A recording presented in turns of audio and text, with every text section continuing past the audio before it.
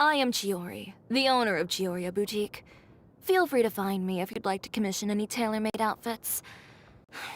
As for any other requests, it all depends on whether you have enough to offer in exchange. Just the rules of the business. You scratch my back and I'll scratch yours. Also, smoking, drinking, and causing a ruckus are all strictly prohibited within the boutique. That whole "the customer is king" concept doesn't fly here. And even when royalty does come into the shop, if they don't adhere to the rules, they'll find themselves being tossed out and kissing the pavement just like anyone else. It's up to me to decide who I want to be, and to cut my own path. No one can tell me what to do. Ugh. Who says you have to use scissors to cut clothes? Leave those rigid rules behind. I much prefer using my own cutting tools. If you really like standing around like this, then why don't you just model for me? I'll design some wonderful clothes for you. It's not so much the rain that bothers me, but the mud. It's always such a pain to wash it out of my clothes. This reminds me of home. The way it comes floating from on high makes you want to reach out for it. But the moment it lands on your hand, its beauty dissipates. I suppose there are more similarities between snowflakes and fashion than I thought. Just how can I market high fashion here? Morning. Don't expect me to make breakfast for you. But if you're going to the cafe, be a darling and bring me a cup of coffee. Black, no cream, no sugar. Is it lunchtime already? I'm not even hungry yet. I don't plan on taking a break now. You go ahead. Ugh, it's so noisy out there. Has everyone in the entire court of Fontaine decided to go out this evening? I'm going to go relax by taking a nice, long bath. Well, I'll see you tomorrow. Many have expressed displeasure, both publicly and privately, about my personality, and have complained that my words can be hurtful. But if you ask me, all those showy pleasantries, greetings, and compliments are far more of a waste of everyone's time. If simply stating the facts seems hurtful, then perhaps they are too insecure. When I first started conceptualizing the idea of my brand, I reflected on many of my past experiences, and came up with a lot of phrases for the brand's slogan. It's difficult to pick only one phrase for the brand, especially when you realize that every word reflects on a deeply treasured part of yourself. But you can only choose that which best represents you. Never admit defeat. That's me. That's my brand. Take it from me. This one looks good on you. You've never seen a style like this before? Oh, that's because you've never met a designer with taste before. Because I was born in Inazuma, the people of Fontaine have dubbed me the Thundering Seamstress. If that's what they want to call me, then that's what they can call me. I have no lingering affection for my homeland.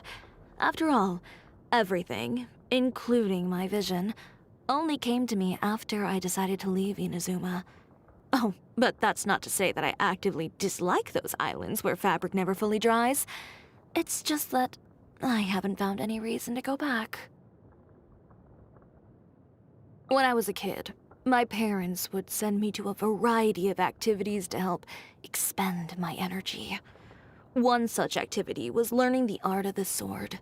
But after some time, I suddenly felt that a dual-wielding technique was really strong and impressive. It wasn't long before the instructor approached me and told me to stop practicing using that technique. When I asked him why, all he said was that it wasn't the standard sword technique and that it was improper. After that, I never attended his class again. Now that I think about it, it's fortunate that I insisted on following the way I preferred. Perhaps I'm just the sort who needs to keep both my hands busy. Tomoto is my first masterpiece. At the time, I was just thinking to stitch together a puppet girl who looked like me to be my model and assistant. Huh? What about a companion? No, I have no need for that. She used to beg me to help her design all kinds of strange things. For example, little crowns for every handle on a ship's helm. I couldn't help but roll my eyes at her request, and tell her that the most I would do is design her hat like a boat. Those who say I'm ahead of my time have clearly never spoken to her. I can't make a hat that could hide secrets, but it seems Linny can enchant his hat to do just that. I'm a little curious about how it feels to wear a hat full of so many tricks and secrets like his. As for me, I don't need the burden of all that. It's easiest to just say what's on my mind.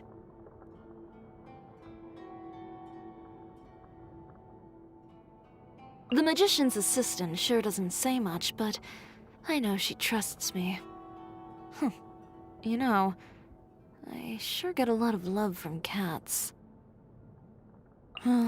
One time, Charlotte came into the shop hoping to do an interview with me. I told her there was no point, because there was nothing new to talk about.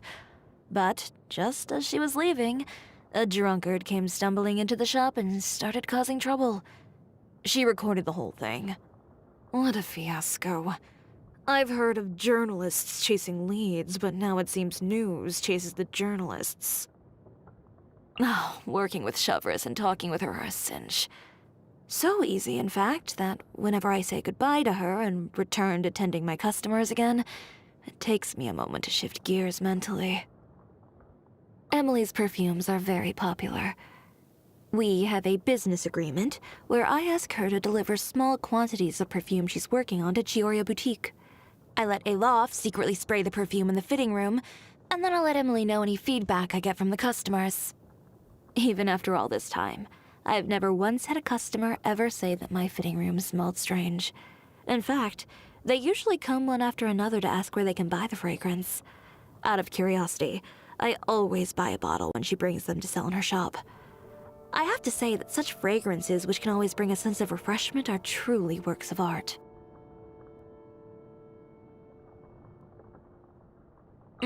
Yes. Some of my friends and partners have mentioned him to me before. I admire his skills at management and diplomacy, but I certainly have no intention of changing my way of doing things.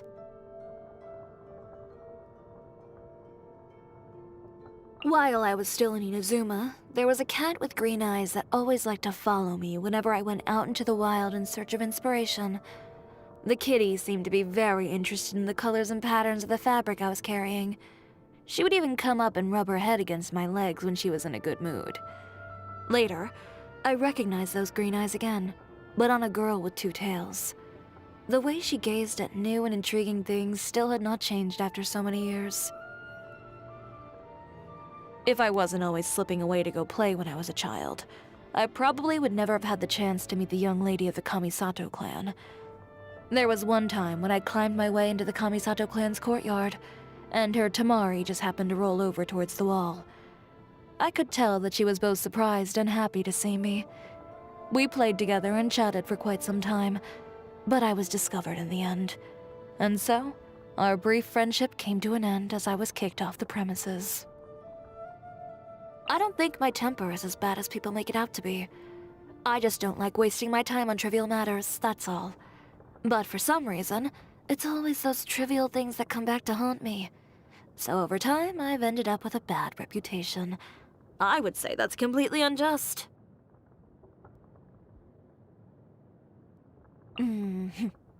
Ever since I was a kid, I've always had a problem with authority.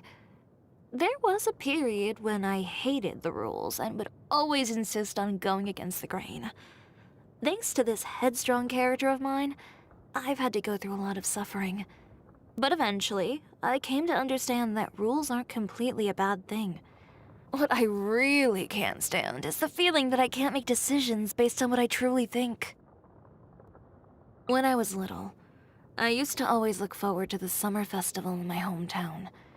Every year, people would take out the most vibrant and beautiful clothes and carefully put them on before joining the crowd. Every time the festival came around, there'd be all these brightly colored spheres hanging from people's belts, goldfish that you couldn't scoop up from the bowl no matter how hard you tried, apple candy so sweet that even the children couldn't finish them all, and fireworks so beautiful that they could have only come from the Naganohara house. I always had a lot of fun at such festivals. But even then, I would always feel like something was missing when I went home at the end of the night. It was only after I got much older that I realized I must have wanted to become more than just a spectator at such a wonderful event. It's just like how people will always associate the House of Naganohara with fireworks. I hope that one day, people will also associate festivals with Chiori clothes. Just thinking about the prospect of that gets me really fired up. Alright, time to go back to the shop and churn out a few more designs. I'm pursuing my dream through my work, and exploring the meaning of freedom through my art. What's the point of spending years and years of your life over something that's not near and dear to your heart? I can never forget the Inazuman desserts I used to indulge in as a child. But rather than the joy of tasting them, I've always been more interested in the process of making them. Had I been less drawn to the fascinating world of fabrics and color, the world would have gained another dessert chef.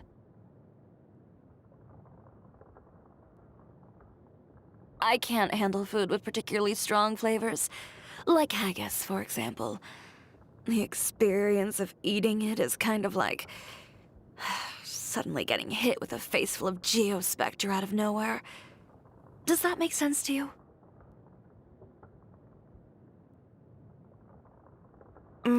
I do love this dish. Why don't you bring me some more next time? Don't worry, I'll also bring a gift for you in return. Not bad. I think this would be most enjoyable after a hard day's work in the shop. Ugh. I am not fond of this flavor. Bring me something lighter on the palate next time. Yeah, happy birthday or whatever. Just tell me if there's a gift you like. I can't be bothered to try and guess what you want. Too direct? Alright then. Why don't you grab Navia, Kirara, and the others, and maybe a few of your friends as well. We can have a party tonight at my place. I'll take some notes on the gifts that the others have prepared for you and make you an accessory right then and there. 10,000 more that you'd like it. Call it the confidence of the owner of Chiori Boutique. No good. Still feels too ordinary. Not bad. But it's still lacking the wow factor that makes it really stand out. Oh, that's more like it. I think I've got it. Of course, as a master of my craft, my hands will never shake while cutting fabric. But I'll admit, the excitement and anticipation has my heart really beating right now. Thank you for staying with me the whole time I worked on this piece. It is extremely important to me. I now have far more confidence in myself as I embark on the next step of my journey. Let's go, Tomoto! Next customer! Lend me a hand. I am the cutting edge of fashion. Delicate as silk. Scraps of color. Scatter! The handiwork is alright, though I've made much better myself. Oh, so this is what you like? Let me take note of this. My clothes are ruined! Are you done? Time to teach you a lesson. Hey, who are you trying to impress? I don't make burial shrouds, you know. I wasn't cut out for this. I'll never accept defeat. But what about my brand? Is that all? Tacky, you've picked the wrong fight. Welcome to Chiori Boutique. Let me guess. Need something tailor-made? Let's get out and find some inspiration.